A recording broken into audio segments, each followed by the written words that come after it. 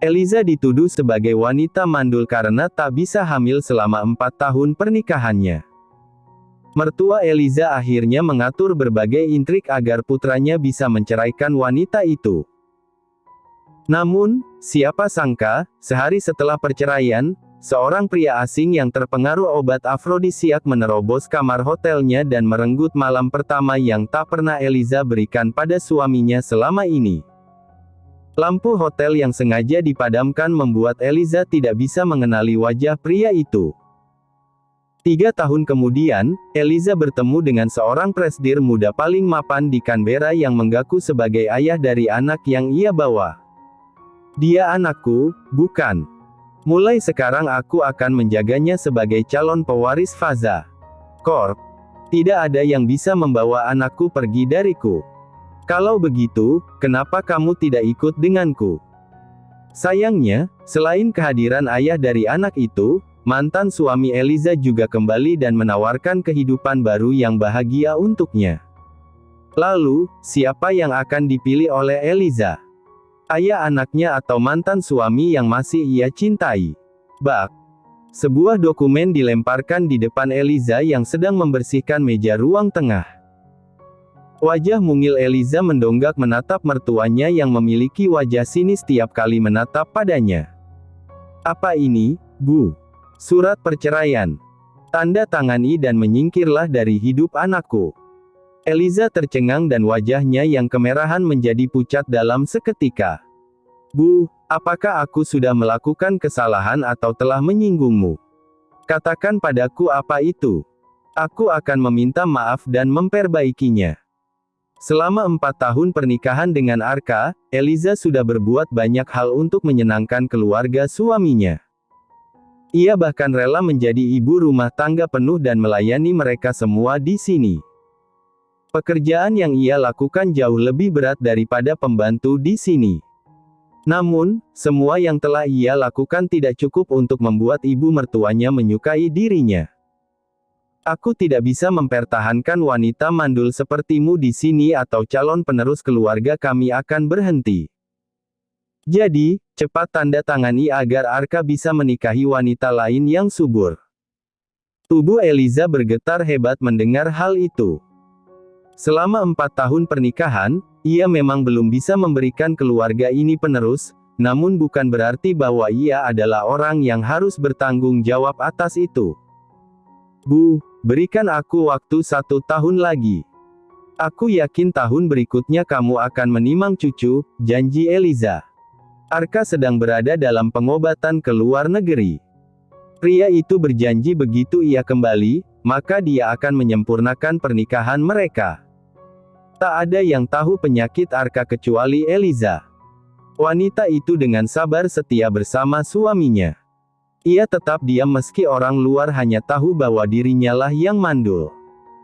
Aku sudah memberikanmu 4 tahun sebagai menantuku. Sekarang kesabaranku telah habis. Jadi, cepat tanda tangani ini. Eliza tetap menggeleng. Aku tidak bisa melakukan ini. Aku sudah berjanji untuk menunggu Arka. Jangan bicara omong kosong. Lihatlah, putraku telah menandatangani surat pengajuan cerai ini lebih dulu. Jadi, itu berarti bahwa ia juga menginginkan perceraian ini. Eliza menatap surat di depannya, wajahnya menegang saat melihat tanda tangan familiar milik suaminya telah dibubuhkan di atasnya. Tidak, ini tidak mungkin. Eliza tidak ingin mempercayai itu karena suaminya telah berjanji bahwa mereka akan hidup bahagia setelah pengobatan suaminya berhasil. Arka memintanya untuk menunggu, jadi dia tak akan percaya dengan hanya sebuah tanda tangan di atas kertas ini. Bu, aku akan menandatanganinya jika Arka berbicara sendiri denganku. Sungguh keras kepala. Kalau begitu, telepon saja dia agar kamu bisa tahu kenapa ia mencampakkanmu bahkan tanpa repot untuk menemui dirimu. Eliza mengambil ponselnya dengan tangan gemetar, kemudian menekan nomor 1 yang merupakan panggilan cepat untuk Arka. Tak butuh waktu lama, ponsel tersambung dan diangkat. Halo, suara lembut dan merdu seorang wanita terdengar dari ujung telepon, membuat Eliza membeku dalam sekejap. Bukankah ini nomor Arka? Tanya Eliza setelah menenangkan diri. Benar, tapi dia sedang mandi sekarang. Apakah ada yang ingin disampaikan? Jantung Eliza semakin berpacu. Ia bertanya-tanya siapa wanita yang berada di dalam kamar suaminya sekarang hingga ia bisa menjawab teleponnya saat Arka sedang mandi. Boleh aku tahu siapa kamu? Apakah kamu sekretaris Arka? Tidak, aku Mila. Kekasih Arka. Jemari Eliza semakin mengencang di ponselnya. Ia tahu siapa Mila. Dia adalah cinta pertama suaminya sebelum bertemu dengan dirinya. Gadis itu telah pindah ke New York sejak keluarganya membuka bisnis di sana. Bukankah Arka mengatakan bahwa ia akan ke New York untuk berobat? Ataukah ia ke sana untuk menemui Mila? Rasa sakit yang tumpul menyerang hati Eliza. Bukankah selama 4 tahun mereka adalah pasangan yang saling mencintai?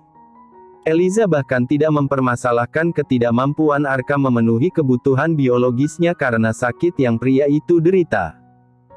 Ia bisa menelan semua penghinaan untuk dirinya sendiri dan menyimpan rahasia tentang penyakit suaminya. Bagi Eliza, rasa saling mencintai dan kepercayaan sudah cukup untuknya. Apakah ia memang sakit selama ini? Ataukah ia hanya tidak ingin menyentuhku karena masih memiliki Mila di hatinya? Saat Eliza masih tenggelam oleh rasa sakit, tiba-tiba ibu mertuanya menyusupkan pena ke jemarinya yang gemetar. Kamu sudah tahu sekarang bahwa Arka telah bersama Mila kembali. Mereka sangat sibuk menghabiskan waktu untuk bersama hingga putraku memintaku untuk mengurus perceraian denganmu melalui aku. Pena yang berada di antara jari Eliza seperti kentang panas yang ingin segera ia lepaskan, namun ibu mertuanya segera mencengkeram telapak tangannya. Jika kamu masih memiliki harga diri, cepat tanda tangani. Aku sudah menyiapkan uang untuk memberikan tunjangan pernikahan. Ibu mertua Eliza melemparkan sebuah kartu kredit di depannya. Ada $1 juta di sini. Pergi dan jangan pernah muncul di depan putraku. Eliza menandatangani surat itu dengan hati yang remuk. Tak berapa lama setelah mengemasi barangnya, ia sudah berada di luar mansion Arka dan menatap rumah besar dengan 3 lantai itu. 4 tahun sudah ia habiskan di sini dan meninggalkan masa mudanya yang bahagia. Ia merasa begitu dicintai oleh Arka, namun ia tak menyangka pria itu akan membuangnya begitu saja. Di kamar Presiden Suite sebuah hotel di New York, Mila menghapus catatan panggilan dan mengembalikan ponsel Arka ke tempat semula. Tak lama kemudian, seorang pria jangkung keluar dari kamar mandi dengan jubah mandi. Matanya mengerut saat melihat Mila telah duduk di sofa dengan senyuman ketika melihat dirinya. Bagaimana kamu bisa menyusup ke sini? Orang tuaku termasuk pemegang saham di sini. Mila bangkit dan hendak memeluk Arka, namun pria itu menatap dingin ke arah Mila sambil melangkah mundur perlahan. Arka, aku merindukanmu. Aku minta maaf karena dulu meninggalkan dirimu begitu saja. Jaga sikapmu, Mila. Aku sudah menikah dan bukan pria yang mudah kamu kacaukan. Maki Arka.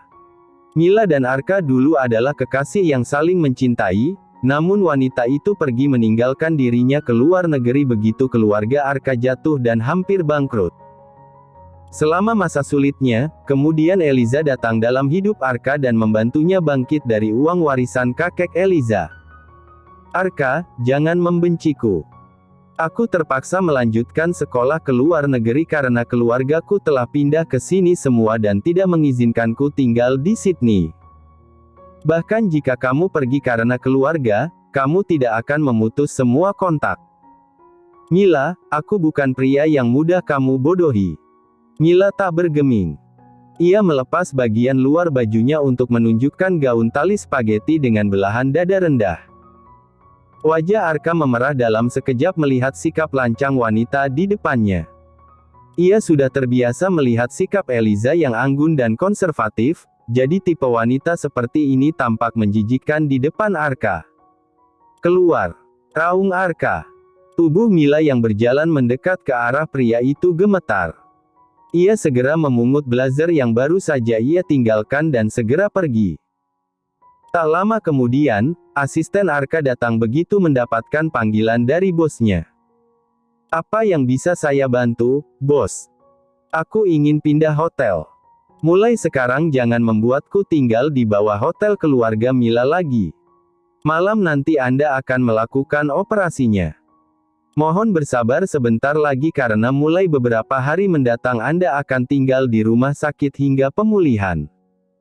"Baiklah, kalau begitu kamu boleh pergi. Malam ini, Arka akan melakukan operasi untuk memperbaiki organ reproduksinya yang tidak berfungsi karena kecelakaan."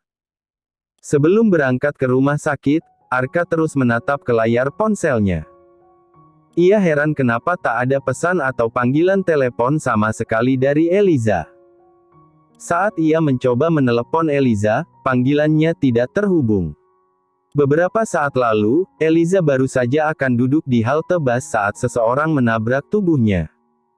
Setelah itu, Eliza menyadari ponselnya telah menghilang. Wanita itu duduk hingga hari menjadi gelap di halte bus. Tak lama kemudian, sebuah mobil BMW menepi ke halte bus, lalu seorang wanita muda dengan rambut sedagu keluar. "Eliza, maaf aku terlambat menjemputmu. Aku memiliki beberapa urusan tadi dan berusaha menghubungimu melalui panggilan, namun nomormu tidak aktif," kata Carissa. Ia adalah satu-satunya teman terbaik Eliza selama ini. "Ponselku hilang," jawab Eliza dengan suara yang lemah. "Astaga, bagaimana itu bisa terjadi? Seseorang menabrakku di sini dan ia mencopet ponselku. Sudah, lupakan saja. Lagi pula, sekarang aku tak memiliki siapapun untuk dihubungi." Carissa memberikan pelukan pada temannya yang memiliki wajah murung. Dulu, Eliza adalah wanita tercantik di sekolahnya dan hidup dengan bergelimang harta. Kehadiran Eliza selalu menjadi pusat perhatian, namun Carissa sangat menyayangkan keputusan temannya itu untuk menikah muda di usianya yang baru menginjak 20 tahun. "Risa, bisakah aku menumpang untuk tinggal di tempatmu sementara waktu?" "Eliza, maafkan aku. Tapi aku sudah menjual unit apartemenku sejak beberapa hari lalu karena aku akan dipindah tugaskan ke luar kota," jawab Carissa dengan wajah bersalah. "Tapi kamu bisa tinggal di hotel tempatku menginap untuk sementara waktu. Aku sudah membayar hingga 3 hari ke depan, namun aku harus berangkat malam ini. Jadi, kamu bisa menggunakan kamar hotel itu untuk sementara waktu." "Terima kasih, Risa. Jangan bilang seperti itu, kita adalah teman. Sebelum aku pergi pada dini hari, bagaimana kalau kita pergi minum ke bar?" Eliza tampak ragu-ragu. Dia tidak pernah pergi ke tempat seperti itu dan sejak menikah, dia hanya seorang ibu rumah tangga biasa. "Berhentilah ragu-ragu. Mari kita rayakan kepergianku dan juga status barumu sebagai lajang." Hampir tengah malam ketika dua wanita muda itu pulang dari bar. Carissa harus segera menuju bandara agar tidak terlambat dengan penerbangannya, sementara Eliza menuju ke hotel. "Apakah kamu baik-baik saja pergi ke bandara dengan kondisi seperti ini?" tanya Eliza setelah taksi yang mereka tumpangi menurunkan Eliza lebih dulu di hotel. "Hai, aku tidak sepertimu. Aku adalah peminum yang baik," jawab Carissa sambil melambai pada temannya. Eliza bukan peminum yang baik, jadi meski hanya menyesap 2 gelas minuman keras, kepalanya mulai terasa pusing dan pandangan matanya sedikit kabur. Ia bersusah payah naik lift untuk menuju ke lantai kamar hotelnya. Sementara itu, di salah satu kamar hotel, seorang pria dengan wajahnya yang terpahat sempurna sedang menatap wanita di depannya dengan tatapan yang menakutkan. Kelvin Wilson menatap wanita di depannya dengan matanya yang gelap setelah ia meminum kopi yang baru saja dibuatkan oleh Rebecca. "Apa yang sudah kamu masukkan dalam minumanku?" tanya Kelvin dengan suara yang berat. Aura Kelvin sudah cukup untuk menekan wanita di depannya sehingga Rebecca mulai menggigil ketakutan, namun dia tetap tak menyesali apa yang telah ia rencanakan kali ini. "Kelvin, aku sudah lama mengikutimu. Tapi kamu tak pernah menganggapku lebih dari teman. Sekarang aku tak bisa menunggumu lebih lama lagi, usiaku sudah hampir 30 tahun. Rebecca melepaskan jaket yang ia kenakan, dan melepas bajunya satu per satu. Sekarang, di hadapan pria yang tengah terpengaruh zat afrodisiak itu, ada seorang wanita tanpa sehelai benang pun yang menutupinya. Kelvin membuang muka. Meski darah panasnya berdesir dan gairahnya telah memuncak, ia berusaha untuk menahan diri. Kamu wanita murahan. Aku tak akan pernah sudi menyentuh wanita licik sepertimu. Wajah Rebecca menegang, namun dia tak ingin kehilangan kesempatan. Kelvin, obat yang kamu minum adalah jenis yang terbaru dengan pengaruh yang kuat. Jika kamu tidak melampiaskannya, maka di masa depan kamu tak akan bisa lagi bereproduksi. Kelvin, lebih baik biarkan aku untuk membantumu daripada kamu harus tersiksa, kata Rebecca menghampiri Kelvin. Pria itu menendangnya hingga tubuh Rebecca jatuh ke lantai dengan keras. Kamu wanita menjijikkan. Aku akan membalasmu karena sudah menjebakku. Kelvin berjalan keluar dari kamar hotel Rebecca. Saat pria itu masuk ke dalam lift, ada sosok perempuan tengah berjongkok dengan bersandar pada kopernya. Wajah wanita itu tidak terlihat karena rambut hitamnya menjuntai di depan wajahnya saat ia tertunduk. Eliza masih linglung ketika melihat sepatu kulit familiar di depannya sekarang. Itu adalah sepatu kulit berwarna coklat mengkilat dengan jenis dan merek sama yang pernah ia berikan sebagai hadiah ulang tahun suaminya. Eliza mendonggak dengan pandangannya yang kabur. Wajah pria tinggi besar di depannya tumpang tindih dengan wajah suaminya. Sayang, kamu kembali, kata Eliza dengan senyum yang hangat. Kelvin tersentak saat melihat wajah cantik dan mungil wanita ini. Senyum tulusnya seperti angin musim semi yang menenangkan. Eliza berdiri dengan tubuhnya yang gontai, namun ia segera hampir terjatuh karena hak tinggi yang ia gunakan. Sebuah lengan kencang menahan pinggangnya. Pria yang sedang dalam pengaruh obat itu mencium aroma sampo berbau buah apel dari rambut hitam wanita ini yang membuat Kelvin semakin kesurupan. Sayang, aku merindukanmu. Kamu kembali pasti karena tidak tahan berpisah denganku, bukan? Aku tahu kamu tak akan pernah meninggalkanku. Eliza mengalungkan tangannya ke leher Kelvin. Dada wanita itu menempel di tubuh Kelvin, membuat pria yang sejak tadi berusaha keras melakukan pengendalian diri kini hasratnya kembali meledak. Seperti singa lapar yang disodori daging di depan mulutnya, Kelvin akhirnya tak mampu menahan lagi. Ia mencium bibir Eliza dengan keras. Satu tangan Kelvin menekan nomor lantai paling atas pada tombol lift, membawa wanita ini ke dalam kamar presiden suite miliknya. Sayang, apakah kamu sekarang bisa bercinta denganku? Tanya Eliza dengan polos, pandangannya yang berkabut menunjukkan bahwa pria di depannya adalah Arka. Apakah kamu menginginkan aku? Eliza mengangguk. Aku sudah menunggumu selama 4 tahun untuk hari ini. Eliza melingkarkan lengannya ke leher Kelvin yang kini sudah membungkuk di atas tubuhnya. Gadis kecil, jangan salahkan aku, kata Kelvin yang segera membiuru bibir merwah muda Eliza. Malam itu Kelvin bertindak sangat liar, efek obat yang ia minum membuat ia bertindak tanpa belas kasihan bahkan tanpa memedulikan permohonan Eliza yang memintanya untuk berhenti karena kelelahan dan rasa sakit. Pagi hari saat matahari sudah hampir meninggi, Eliza bangun lebih dulu dengan rasa sakit di sekujur tubuhnya. Kepala wanita itu sangat sakit seperti terbelah, tubuhnya bahkan lebih remuk seolah baru saja keluar dari penggilingan. Saat Eliza hendak duduk, ia baru menyadari bahwa di bawah selimut yang ia kenakan tak ada sehelai benang pun yang menutupinya. Di sebelahnya ada pria yang tertidur dengan wajahnya yang tertutup oleh siku lengannya, sepertinya cahaya pagi telah membuat ia silau dan melakukan tindakan refleks untuk menutupi matanya dengan siku. Eliza berusaha melihat wajah pria itu, namun yang terlihat hanya ujung bawah hidung dan bibirnya yang memikat. Jantung Eliza berdebar dengan kencang. Dari bentuk bibir dan juga bentuk tubuhnya yang besar dan kencang, Eliza bisa memastikan bahwa itu bukan Arka suaminya. Meski mereka belum melakukan hubungan suami istri, Eliza sudah sering melihat dada telanjang Arka setelah mandi dan bahkan membantunya berpakaian. Tidak, apa yang harus kulakukan? Karena mabuk sepertinya aku telah salah mengenali orang, gumam Eliza.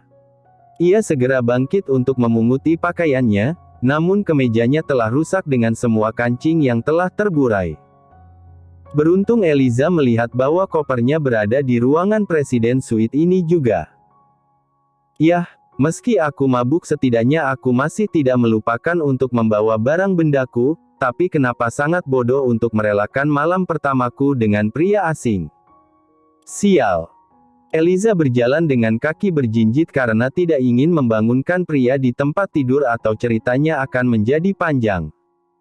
Dia hanya ingin melarikan diri secepat mungkin. Setelah Eliza berganti dengan kemeja lain, ia melarikan diri seperti pencuri dari kamar itu.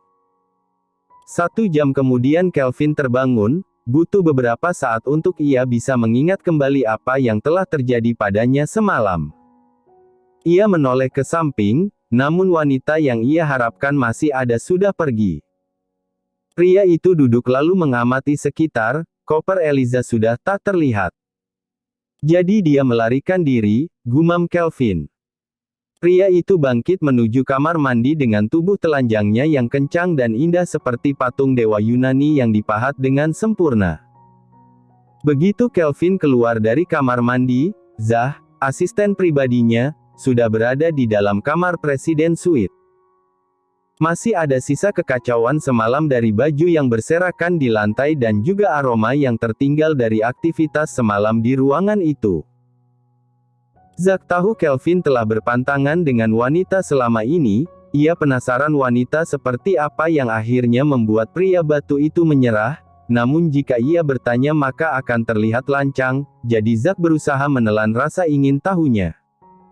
Periksa identitas wanita yang bermalam denganku tadi, aku ingin semua informasi tentang dia secepatnya. Zack tercengang, ia menggaruk kepalanya karena merasa bingung. Bukan aku yang bermalam dengan wanita itu, bagaimana aku bisa mengetahui tentang siapa dia? Hufet. Meski hatinya dipenuhi oleh keluhan, Zack tidak berani menyuarakannya. Bos, apakah ada petunjuk agar aku bisa memulai pencarian? Aku bahkan tidak melihat wajahnya. Apakah kita perlu mengekstrak sidik jari atau DNA yang ia tinggalkan di bajunya?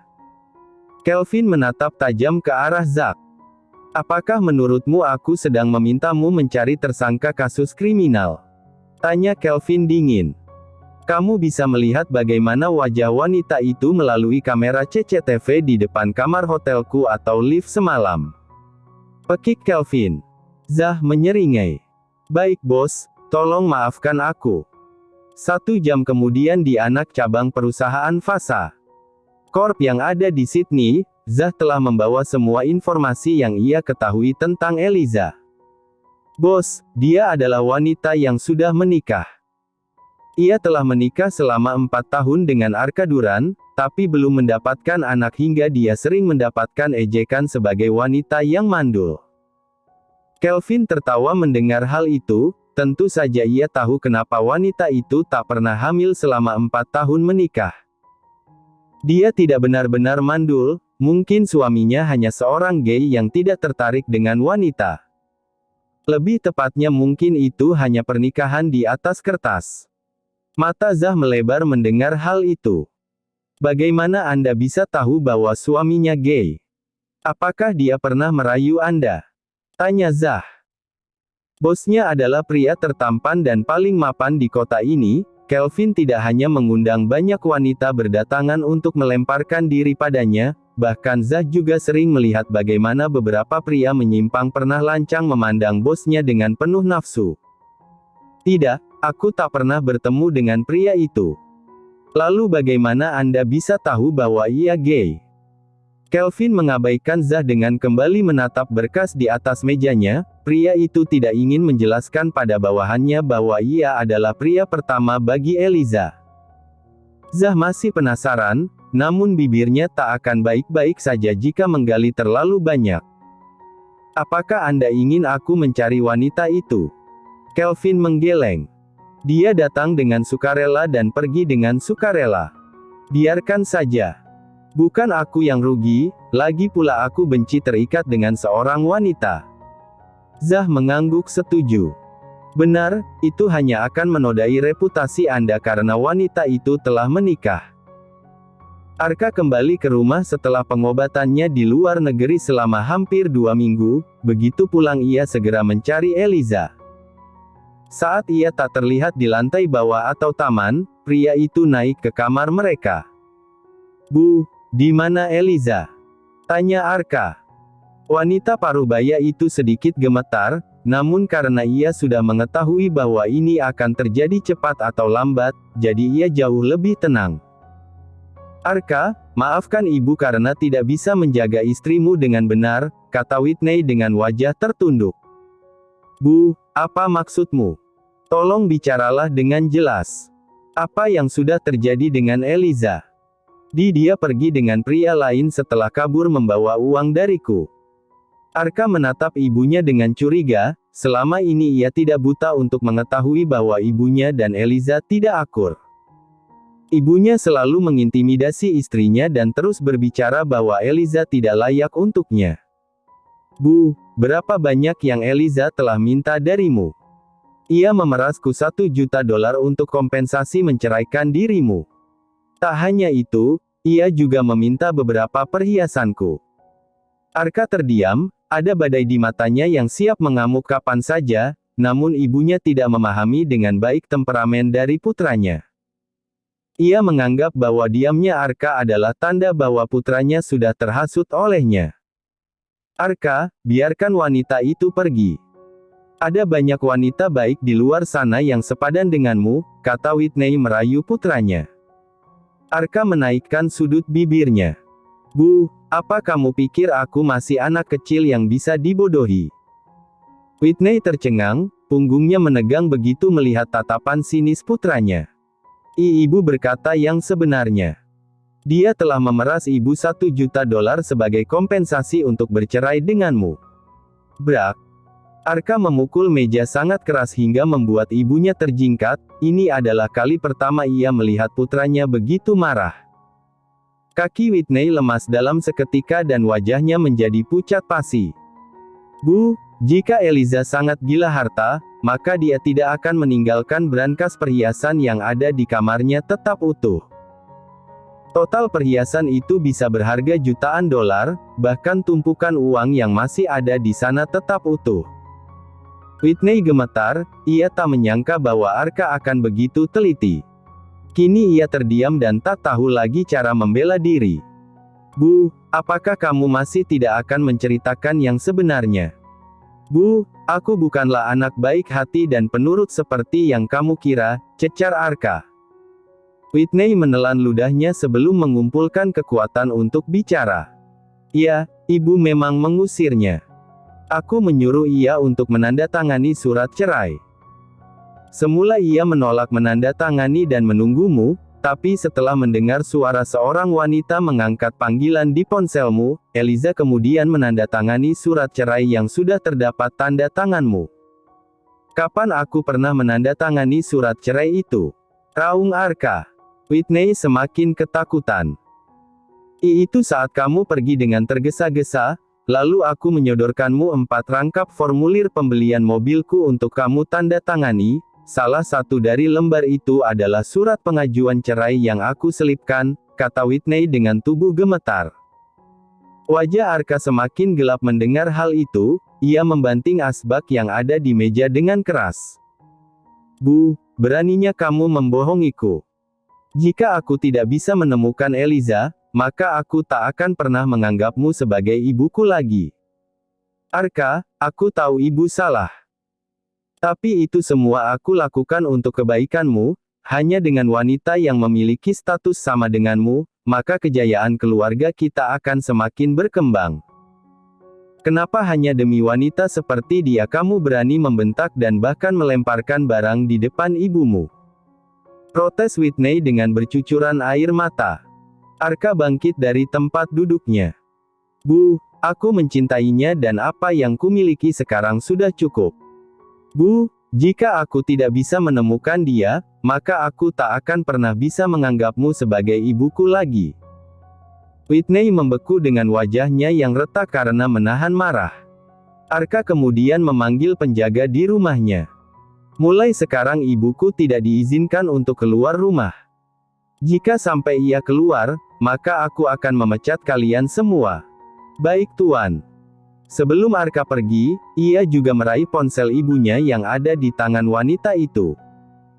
Bu, aku juga tak akan membiarkanmu berhubungan dengan dunia luar. Whitney meraung. Ini keterlaluan.